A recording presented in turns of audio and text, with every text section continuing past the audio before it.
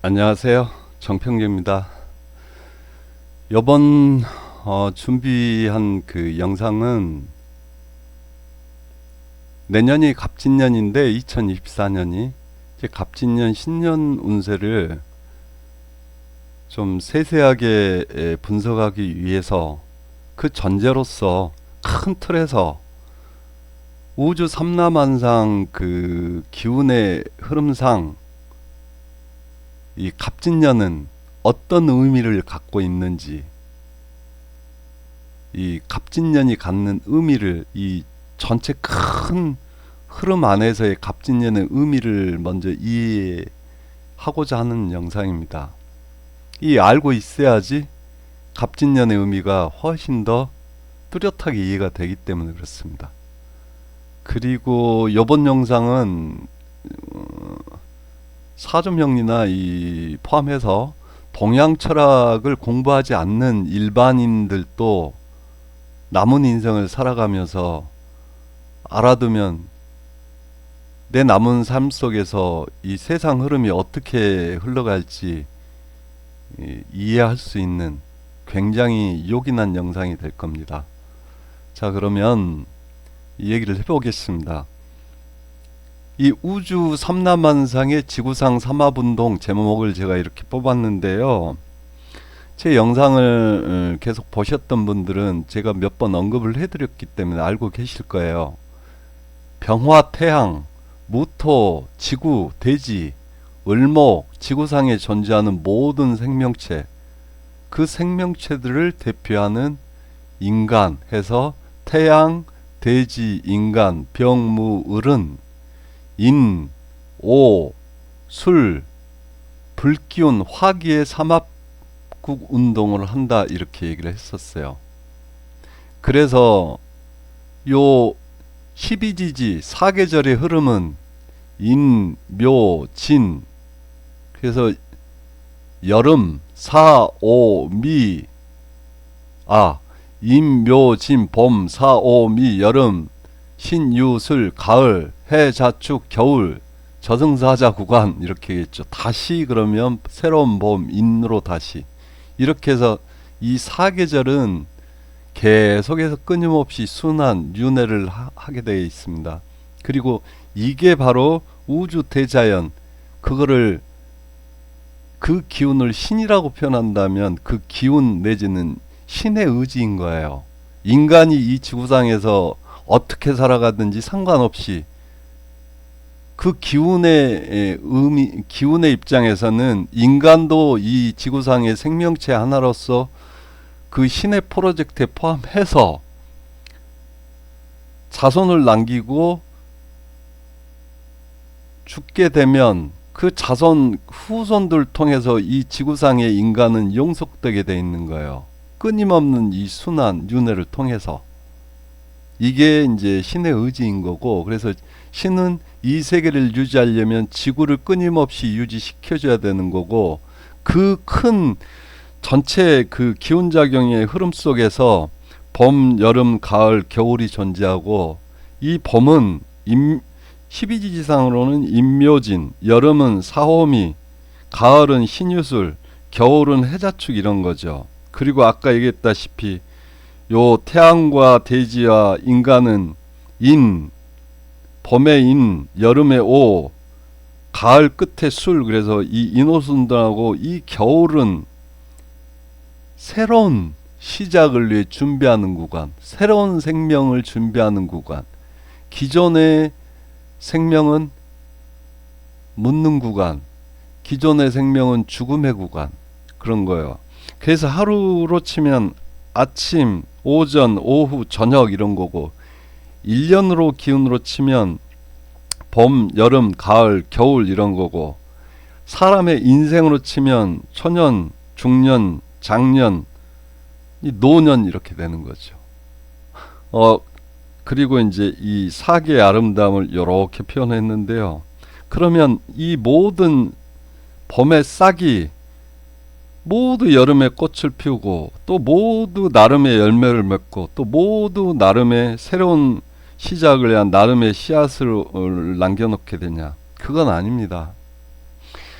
이 봄의 시작에서 이 봄에 시작했던 모든 싹들 중에서 이 사계절을 무사히 완주하고서 겨울에 씨앗을 남기게 되는 싹들은 한 30% 채 안 돼요. 그것 또한 자연의 의지이기도 합니다. 왜 그러냐? 봄에 생존을 위해서 몸부림치고 싹을 튀어 올렸던 것이 여름에 꽃을 피우려면 저절로 피어나는 게 아니고 인간을 상정해 보면 돼요. 자기 나름대로 이 환경 속에서 부단히 생존을 위해서 꽃을 피워서 노력을 한 그 싹들만이 여름에 꽃을 피워요. 그러면 그 자격이 있는지 없는지 심사하는 구간이 바로 봄의 끝자락인 진토, 여름의 시작인 사화, 요 진사방을 우리가 사주명리학으로 뭐라 그럽니까? 이거 지망살이라 그러잖아요. 요거 고속도로 치면 톨게이트 구간. 네가 봄의 싹으로 태어나서 여름에 꽃을 피울 수 있는 그런 자격이 과연 있는지 요 진사라는 요 기운작용, 요 귀신작용이 검토를 해주겠다 해요. 그래서 여기서 속가치기 작용이 일어난다 그랬잖아요. 그래서 이 100개 싹이 출발했다면 여기서 일부는 속가치기 당해서 끌려가든지 무덤 속으로 들어가는 거예요. 그리고 다시 여름에서 가을로 넘어가는 이 미토에서 요 신금 요 구간도 그런 속가치기 작용이 일어나서 아까 요 진사 구간을 통과해서 싹 전체 중에 일부만이 꽃을 피웠고 그 꽃을 피웠던 일부만이 다시 이 열매 결실을 이 심사 구간을 통과해서 부단한 노력을 겨울인 끝에 이 열매를 먹게 되고 다시 이 맺은 열매 속에서 씨앗이 썩지 않고 땅에 떨어져서 새로운 싹을 틔우는 씨앗으로 건강한 씨앗으로 살아남는 요 과정은 다시 술회, 요거 사주 명리학적으로 철라살이라 그러잖아요. 그게 철라지만 그래서 무서운 거예요. 여기서도 일부 속가치기를 하는 거죠. 그러면 이 사진에서 보였다시피 이 아름다운 모양이 취할 게 아니고 이 모습들을 보면서 지금 제가 얘기해드린 그런 작용들을 이해하신다라면 여기서 일이 넘어가는 과정에서 무수한 싹들이 희생이 있었구나, 사라졌구나. 여기서 일이 가는 과정에서 이 꽃들 중에 또 여름에 태풍 장마 이거에도 살아남아서 이 가을에 과일이라는 결실을 맺는 과정에서 또 무수한 꽃들이 졌구나, 속가치기 당했구나, 무덤으로 갔구나, 사라졌구나. 여기서 다시 이 과일에서 이 씨앗을 남기는 과정에서 속가치기 됐구나, 사라졌구나. 그리고 여기에 이제 사람을 치면 이제 인생 죽음의 구간이 마무리하는 구간이잖아요. 여기서는 많은 죽음이 있을 수밖에 없어요. 그래서 이 사주 명리학에서 이 진토, 미토, 술토, 축토, 이 토, 사계절 각 담당하는 토들은요 죽음의 구간이기도 한 거예요. 심사 구간이고 톨게이트 구간, 무사히 나가야지만 다음 계약이 가능한. 그래서 이 토가 무서운 겁니다, 사실은. 이렇게 되는 거예요. 그래서 이 그림을 통해서 그런 숨어있는 의미들을 읽어낼 수 있다면 그분은 이미 현인이자 도사입니다. 도임. 자, 그런 거고요. 그래서 이게 출발은 100이 했을지 모르겠지만 아까 했던 얘기지만 30만이 살아남을 것이다. 그러면 내년이 갑진년이죠. 요 인목을 위로 들어 올리면 이 갑이란 말이에요. 갑. 출발은 100이 내년에 하지만 살아남아서 완주를 하는 세력은 혹은 어떤 시작하는 사람들은 그게 개인이 됐든 정치적인 결사체 당이 됐든지 간에 30%만이 살아남을 것이다.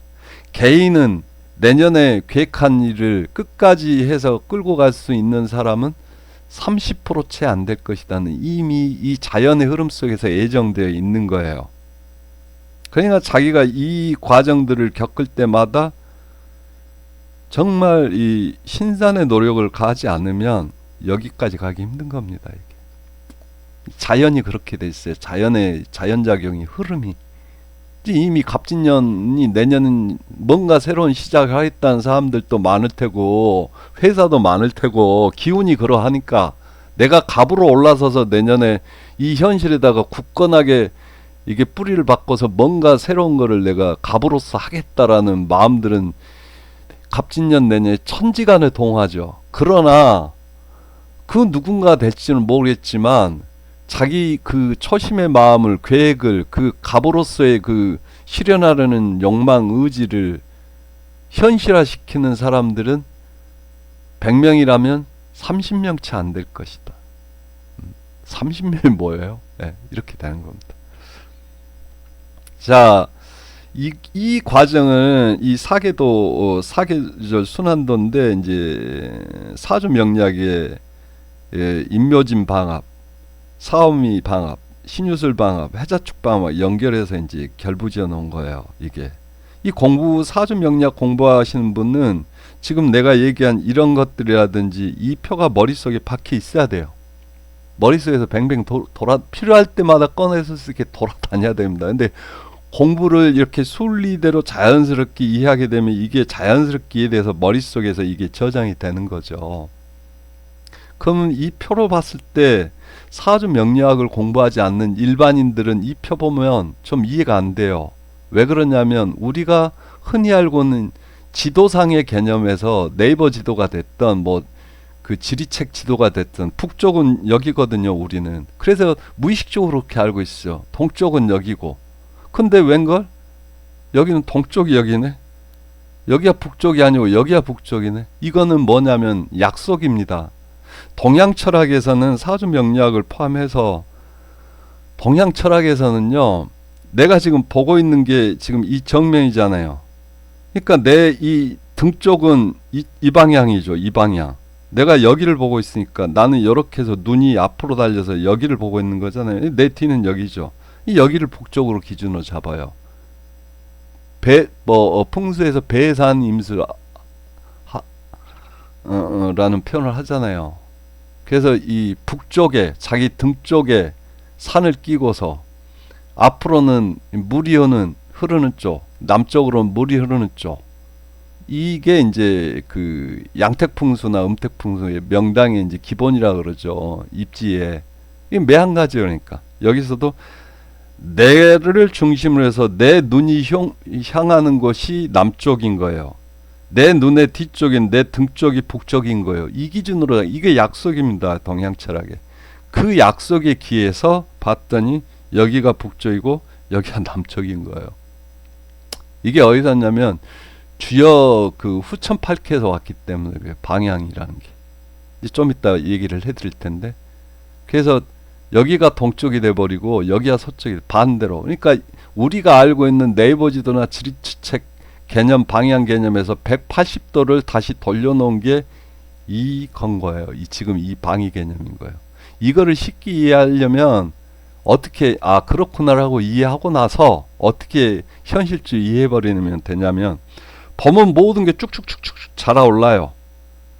범은. 그래서 인묘진 이렇게 쭉 자라오르는 모양새. 여기가 동쪽이고 여기가 목기운이다 자라오르는.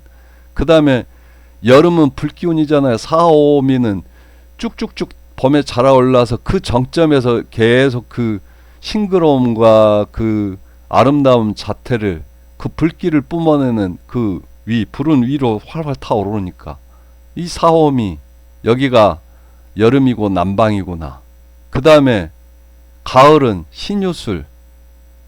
이 기운이 내려오는 거죠. 이제 가을에 결실을 맺어야 되니까 일 벌려놨던 것들 마무리하다 보니까 기운이 이렇게 움츠러드는 거예요. 그래서 신유술. 여기가 서쪽이고 금이고 가을이구나. 그 다음에 이제 땅속으로 물은 밑으로 흐르고 위에서 아래로 흐르고 불은 아래에서 위로니까 위가 불이고 아래는 요 물인데 요게 해자축 동지서달 겨울 기운이고 북쪽이고 겨울이구나.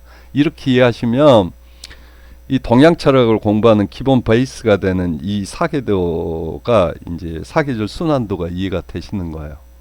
이해하시겠죠? 그래서 아까 얘기한 축토라는 겨울토에서 범의 시작인 축인, 여기를 간방이라 그래요. 간쾌, 팔쾌상으로는, 후천 팔쾌상으로는. 다시 요 진토에서 여름 범의 토이자 범 기운을 마무리하는 이 진토에서 여름을 여는 사화 요 구간을 지역에서는 후천 지역에서는 선쾌 이래서 선방이라 그래요. 그런데 사주 명략서는 이 진사방이잖아요. 지망살방. 다시 여름 끝무렵을 여름을 마무리하는 토인 미토, 이게 제일 덥죠. 요 미토가 실질적으로는 이 삼복더위철이라 그 미토에서 요 신금 가을 초입 구간을 이 권캐라 그래요. 후천 지역상으로 그 미곤신 이렇게도 하는데, 그래서 여기는 축간인 이러고 여기는 진손사 이러고 중간에 이 지역 8K의 괴 명칭을 집어 넣어줘가지고 아예 외워버리는 거죠. 그래서 이제 요 신유술은 그렇고, 다시 요 술토 가을의 끝무렵인 술토와 겨울의 시작인 해수 사이에 요 지역 8K 후천 지역 8K는 요거를 건방이라 해요. 건방지다 할 때 그 건도 됩니다. 이 하늘 건자라 이 하늘 기운을 가지고 있어서 건방져 보이는 거예요. 그래서 이 술건해 이렇게 오기도 해요. 근데 이 술의 방이 사주 명략에서는 철라살이라고 했잖아요. 기존의 생명을 마무리하는 이 술토가, 그래서 특히 사계절토 중에서는 제일 푹 잘라서 얘기하자면 제일 지랄, 죽음도 제일 많이 일어나고 깜빵도 제일 많이, 이렇게 되는 겁니다. 이 술토는 죄가 없죠. 이 우주 자연의 흐름이 신의 이 기운작용을 신으로 본다라면 이게 술토한테는 그런 임무를 우주 자연의 기운이 이미 부여졌기 때문에 이 술토는 자기 임무에 충실한 거예요. 그러니까 사주 명략이 술토 있는 사람 딱 나오잖아요. 성질 제일 지랄 같겠다. 이렇게 되는 겁니다. 네. 술수에도 능하고요. 하기야 뭐 아직은 사주 명리 공부, 이 본 공부 시간이 아니니까 주제에서 벗어나면 안 되죠. 아무튼 그렇습니다. 그래서 이제 이런 원리가 작동하고 있다는 거 아시고, 그래서 이 전 시간에 제가 얘기했죠. 풍선을 놓고 보면 풍선에다가 바람을 넣어서 제일 보기 좋죠. 이게 이제 시작 단계니까 봄, 여름. 그럼 가을이면 이게 여름이라 최고로 풍선이 이쁘고 제일 이거 자연으로 비유하면 꽃인 상태인데 여기서 더불어 되면 어떻게 되겠습니까? 이 터지는 수밖에 없죠. 그러면 봄, 여름 지났으니까 가을인데 지금 가을에 할 짓을 해야 되는데 이 사람이 여름이 천년 만년 여름일 줄 알고 이 여름다운스러운 짓을 계속 하고 있는 거예요. 계속 불어대니까. 이 욕망은 무한정해서 욕망을 마음껏 부리고 있는 모습이죠. 이 터진다. 세상 하지가게 되신다. 이렇게 되면 이게 한 80냥짜리 그릇이면 땡큐 이렇게 만족해야 되는데 이 100냥 채우고 나서 100냥 난 더 벌 거야 이러다가는 이 80냥도 다 날려서 이거 다 날아가는 거죠. 재산을 다 잃을 것이다. 건강을 다 잃을 것이다. 사회적 지위를 다 잃을 것이다. 이런다 그랬어요. 그래서 이 가을은 우주 자연의 기운은 하고 이 12신사라고 집어넣으면 12신사로 12 사이클이잖아요. 거기서 12년마다 3년씩 삼재살, 우리 너 삼재살 들어왔다 내년에 뭐 조심해라 이럴 때 이 삼재살이 역마살, 육해살, 화개살인 거예요. 근데 우주 자연의 기운은 가을 기운인 거예요. 그러니까 이 사람이 현명한 사람이라면은 이 짓을 해서는 안 되고요. 나 삼재살 들어왔네. 내 요번 12년 사이클에 가을이네. 그럼 내가 6년 동안 해왔던 거 요거 지금 6년 동안 해왔던 거에 이게 최종인데 요거 잘 단도리하고 내실기하고 뭔가 문제가 없는데 내부적으로 살펴서 좀 문제가 보이면 더 줄여주는 다운사이징 스스로 시켜주라는 메시지인 거예요. 우주 자연에. 근데 보통 인간은 그렇지 않더라. 그래서 이리 가버리더라는 거죠. 그리고 나서 겨울이에요. 삼살이. 가을보다 더 무서운 겨울.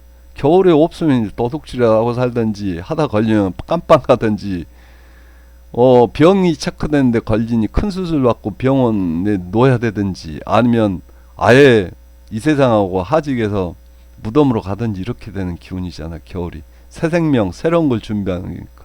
그러니까 현명한 사람은 요 가을 되면 나 삼재살 들어왔네. 3년간 그러면 내가 그동안 가지고 있는 거 하던 일 단돌이 하고 내실 기하고 꼼꼼히 살피면서 관리하면 요 겨울에 겁재천, 겁살, 재살, 천살이라는 이 12신살의 이 적군 진영에 이 무시무시한 이 삼살 기운을 자기가 두들겨 맞을 이유는 없는 거죠. 피해가는 거죠. 그러면 여기서 본인이 이 바람을 더 넓게 아니고 바람 좀 더 빼가지고 푸시 빼가지고 2단계 하면 다시 와서 이 상태는 최소한 유지를 하는 거잖아요. 근데 안 되면 가버리든지 찢겨가지고 이 전 영상 확인해 보세요. 이게 지금 내가 서두에서 모두에서 언급했던 이 논리가 이대로 끌고 들어오면 다 연결이 되는 거예요. 이게 우주 자연의 이치이기 때문에 그래요. 그래서 삼재살 무서워하지 말고 어디를 가서 철학관이 됐던 뭐 무속인 선생님 뭐 신점 보는 뭐 신당이 됐든 갔더니 삼재살 내년부터라서 당신 안 좋아요 이 얘기하면 나 큰일 생기나 이렇게 보지 말고 제일 먼저 건강검진 받아서 이상 없다는 건강 문제는 아닌 게 확인됐잖아요. 그러면 이제 자기가 하던 뭐 사업이라든지 하던 일이라든지 이런 거를 점검해서 내실을 기해주면 별 탈이 없는 거예요. 적어도 자기 자신은. 그러면 주변에 이제 누군가 아니면 뭐 다른 어딘가에서는 일이 터져도 크게 터지는 않는 거죠. 여기까지만 하고 넘어가겠습니다. 자, 그래서 이제 본격적으로 이번 영상을 통해서 할 얘기를 하는 거예요. 지금 이 정리표부터는. 그러니까 우주나 그러면 이 지구상에 존재하는 인류를 포함해서 큰 운세 흐름은 어떻게 되는데? 라고 이제 궁금해할 수가 있죠. 그러면 우리가 흔히 알고 있는 갑자을축에서 임술계까지는 60개 간지가 존재해요.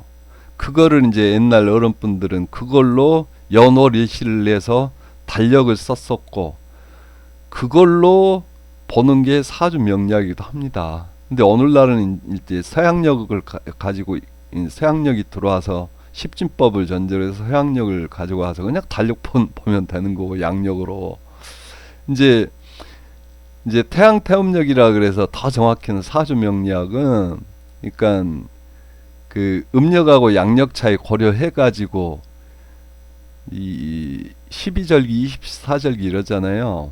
이 절기력인 거예요. 더 정확히는. 그래서 이제 입춘이 들어오고 나서 해가 바뀌었다고 보고 이제 사주 명리학은 이제 그렇게 이제 운영이 되는 거고요. 순수한 음력이 아니고 이제 거기까지만 얘기를 하고요. 언젠가 내가 얘기를 다른 영상에 했지 싶은데요. 아무튼 그래서 이 첫 60년 사이클을 상중하로 나눠서 상원갑자이래요. 그리고 또 다른 60년간 사이클을 중원갑자 이러고 또 다른 60년 사이클을 하원갑자 이러고 그러면 상중하 1이 되잖아요. 그러면 상고바 180년. 그러니까 180년을 최소 단위의 이제 소성기라는데 최소 단위의 하나의 사이클로 잡아요. 그러면 상원갑자 60년은 연도로 나누면 1884년 이때 우리 갑오경장이 있었나요? 이 1884년부터 1923년까지 해서 60년간이었던 거예요. 그럼 구성학이라는 게 있어요. 거기는 별의 기운을 1회별, 2회별, 3회별, 9회별까지 해가지고 9개 별을 기준으로 해가지고 그게 이렇게 순환하면서 도는 걸로 또 점도 치고 사람의 운명도 판단하고 방위의 기운이 어떤지도 읽어내고 그러거든요. 그러면 이 구성학에서는 그 9개 별들 중에서 첫 번째, 두 번째, 세 번째 별, 1성운, 2성운, 3성운기 시기로 봐요. 그러면 구성학은 9개 별이니까 2 곱하기, 그러니까 근데 이게 세 별이 요 60년간이니까 하나의 별당은 20년간이잖아요. 그러니까 하나의 별당 20년간 곱하기 9 하면 180년. 요 60갑자 상중하 세 시기 구분해서 3 곱하기 6 180년. 이래서 180년이 딱 맞아 떨어지는 겁니다. 이제 무슨 말씀인지 아시겠죠? 그래서 중원갑자는 24년부터 1924년에서 1983년까지. 그래서 구성하기로는 여기 4성운기, 5성운기, 6성운기 이랬고요. 요게 이제 각 20년간이었던 거죠. 그리고 하원갑자는 1984년부터 2043년 60년간, 구성하고는 7운기, 8운기, 9성운기 이래서 각 20년간인 거예요. 그러면 내년이 갑진년이 24년이잖아요. 1924년부터 요 9성운기가 마지막으로 하원갑자에서 갑자 중에 9성운기가 내년 갑진년에 시작되는 겁니다. 그럼 9성운기가 20년간 그 기운이 계속 이어질 텐데 이 지구에 우리가 살고 있는 이 사회에 어떤 영향을 미치는지 알고 있으면 그런 특징을 보이는 첫 시작의 해가 내년 갑진년이구나 이게 확인이 된다라면 갑진년이 어떤 흐름 속에서의 출발인지 이해가 될 거 아닙니까? 그러면 갑진년 자체 운세를 읽어내는데도 훨씬 더 수월해진다는 거죠. 그것 때문에 이 영상을 만든 겁니다. 그러면 이제 남은 거는 구성운기가 어떤 특징을 갖는지 그것만 확인해 보면 될 거 아닙니까? 네. 이제 이래서 이 영상을 준비했고요. 이제 이 상원가짜 60년 이미 지났지만 요때를 요 60년간 남성 우위의 사회라 그래요. 중원갑자는 남성 우위의 사회에서 여권 신장, 여성평등운동, 여권 신장 운동이 왕성하는 일어나게 시기라 그래요. 그러면 지금은 하원갑자 시기에서 구성운기 중이라 그랬잖아요. 7성, 8성은 이미 지났고 하원갑자는 1984년부터 2043년 이 60년간이라 그랬어요. 그럼 이미 우리는 이 하원갑자 중에 살고 있기 때문에 사실은 1984년부터 앞으로 20년 남은 2043년까지는 지금 현재 사회 모습대로 여권이 남성을 보다 더 상위에 있는 여권 존중을 넘어서 여성 상위 시대예요. 그러면 앞으로도 20년간 여성 중심의 사회가 된다는 거죠. 그 연애라도 하려 치면 혹은 사귀기라도 하려면 남자분들은 여자분들 말 잘 들어야 되고 가정 있으신 분들은 와이프 얘기 절대적으로 따라줘야 된다. 뭐 이런 거죠. 예. 그리고 하원갑자 시작했던 시기가 1984년이죠. 요즘에 영화 서울의 봄, 이 영화 한 편이 그 젊은 세대들에 대한 현대사에 대한 자각을 이 관심 내지는 흥미 내지는 자각을 불러 일으켜줬는데요. 학교 다닐 때 국사 시간에 그렇게 졸고 말도 안 듣고 수업도 이렇게 듬성듬성 했던 분들이 많은 분들이 이 서울의 봄이라는 영화를 보면서 역사적 쇼크를 받았죠. 아니 저런 시기가 있었단 말이에요. 아니 저런 인간도 어떻게 해요. 근데 이제 나이가 이제 50줄 넘어 40 중반을 아마 넘어서시는 분들 특히 아니 한 50줄 그 정도 넘어서야 되겠네요. 50 중반 이웃분들은 자기 몸으로 피부로 인생을 살면서 체험하면서 지나온 시기예요. 그 시기가 이게 언제나 1980년 1979년 11.6 터졌죠. 12.12 터지고 1980년 그래서 이게 전두환 군부 신군부가 이제 대한민국 서울의 봄을 뭉개면서 주도세력으로 떠올려서 1년짜리 대통령을 하다가 11대인가요? 12대 때 다시 임기 7년의 단임제 대통령으로 들어섰어요. 그래서 1984년은 전두환 씨가 12대 대통령을 이 군부 쿠데타를 일으켜서 12대 대통령을 하던 시기예요. 군사 독재 시절이죠. 이 시기가 언제였습니까? 3S 정책 흔히 얘기하잖아요. 스포츠, 프로야구 개막 프로야구가 그래서 이제 시작됐고요. 스크린, 영화, 영상 요 매체 쪽 활성화 시켰고요. 그 다음에 이제 유흥 문화, 섹스 그러죠. 그래서 3S인데 이제 자기들이 정당하지 못한 권력을 가졌으니 일반 국민들의 관심을 다른 데로 돌리기 위해서 이제 3S 정책을 한 거죠. 뭐 프로야구 출범한 게 나쁘다 이런 의미는 아닙니다. 제 영상을 보고 계시면 제 그 말의 의미를 알겠지만 이제 그런 시절입니다. 근데 제가 왜 이 얘기를 꺼냈냐면 그래서 마무리하자면 문화 힘이란 게 그렇게 큽니다. 현장에서 역사 선생님들이 혹은 수업 시간에 아무리 외쳐도 본인들이 어떤 충격이나 계기가 있어가지고 어떤 쇼크를 받는다 그래서 스스로 이렇게 요즘에 서울에 보면 유니버스 젊은 세대들 뭐 MZ세대라고 그러나요? 저는 MZ세대라고 표현하는데 MZ세대들이 이제 어떤 각성이 일어나가지고 이제 그거 뭐 심장 박동수 챌린지 뭐 그런다 그래요. 근데 이 영화 한 편이 이 정치에 무관가하든 현대사에 무관가하든 이 MZ세대들을 일깨워준 거죠. 문화의 힘이라는 게 그렇게 무서운 겁니다. 대단하고요. 일단 그래서 우리는 이제 지금 뭐 동양철학 공부하는 시간이니까 칠성운기의 이 7이라는 의미는 아까 얘기했던 3S 요게 돈, 유흥 이런 의미예요. 그래서 3S 정책이 이 칠성운기에 일어난 것도 이 운의 흐름상으로 봤을 땐 당연한 거고요.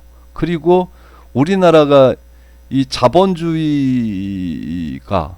뭐 자본주의를 가지고도 천민자본주의 말들이 많 자본주의가 본격화된 시기 또 요 칠성운기입니다. 그리고 다음 20년이었던 팔성운기는 올해까지가 마지막이었죠. 이 부동산이요, 이게 부동산 건설. 그래서 이제 부동산 뭐 투기붐도 이제 한 20년 동안 집중적으로 좀 많이 심했었고요. 그리고 나서 내년부터 이 구성운기인 겁니다. 그럼 이 구성운기를 이 특징을 좀 살펴봐야 되겠죠. 그리고 이거는 이제 예전에 타너 대종사님이라고도 하고 타너 큰 스님이 계셨어요. 지금 이제 입적하셨지만, 근데 이분이 우리나라 대한민국이나 세계에 관해서 이제 이분은 이런 공부들이 돼 있던 당대 석학이시기 때문에 동양철학에도 이 주옥부터 해서 석학이셨어요. 그렇기 때문에 당연히 그분은 이게 당신의 이 지식을 바탕으로 해서 해낸 분석인데 일반인들은 그거를 모르기 때문에 맞기 때문에 이거 예언이다 이렇게 얘기들을 한 거죠. 근데 그분이 이제 탁월한 동양 철학적 지식을 바탕으로 해서 이게 이제 예측을 한 것 중에 하나가 우리나라 여성 대통령 이후 여성 대통령이 나타난 이후 통일이 될 것이다. 그래서 이제 섣불리 박근혜 대통령이 최초 여성 대통령이었으니까 이제 통일 가깝다 해서 이제 난리 난 적도 있었죠. 그런데 그분이 그렇게 예측을 했던 것도 바로 요 시기 여성 상위 시대가 오고 그 끝무렵쯤 언제쯤인가는 이게 여성 대통령도 나오겠다. 왜 여성 상이니까. 이제 그리고 나서 이제 통일도 그 이후쯤에는 이루어지겠다. 통일이 돼야지만 우리나라가 지금 살 수 있는 상황이 됐어요. 인구수는 자꾸 뭐 초고령 영화에다가 초저출산 OECD 1위에 빛나는 초저출산 국가 돼가지고 최근에 뭐 0.7 얼마 나왔죠 출산율이. 가장 완벽한 결합인 게 남북한 결합인 거예요. 북한 자원, 그 다음에 북한 노동력, 그 다음에 언어적인 민족적인 동질성인데 그놈의 좌우 진영 논리와 해결되지 않는 어떤 역사적인 문제들 때문에 지금 이렇게 헤매고 있죠. 이 미래 세대에서 차기 주자, 정치권 주자들 쪽에서 자기들의 미래를 위해서는 이거 반드시 해결하고 넘어가야 될 헤게모니입니다. 이 통일이라는 게 우리 민족이 사는 길이에요. 가장 빨리 지금 서로 간에 북한 쪽, 남한 쪽 모두 다 부족한 부분을 채워줄 수 있는 영역이기도 하고요. 이게 정치적 통일까지는 안 되더라도 적어도 경제적인 어떤 그 단일체는 형성하려는 노력은 있어야 될 겁니다. 우선적으로는. 아무튼 뭐 엉뚱한 방을 빠졌는데요. 그렇고 그래서 남은 영상에서는 이 구성운기 특징이 뭔지에 대해서 좀 자세히 들여다보도록 하겠습니다. 일단 이번 영상은 1편, 2편으로 끊을 수밖에 없겠습니다. 뭐 얘기를 하다 보니까 시간이 그리 된 것 같습니다. 너무 길면은 또 지루해 하실 것 같고 일단 이번 영상의 전편은 여기까지입니다. 후편에서 뵙겠습니다.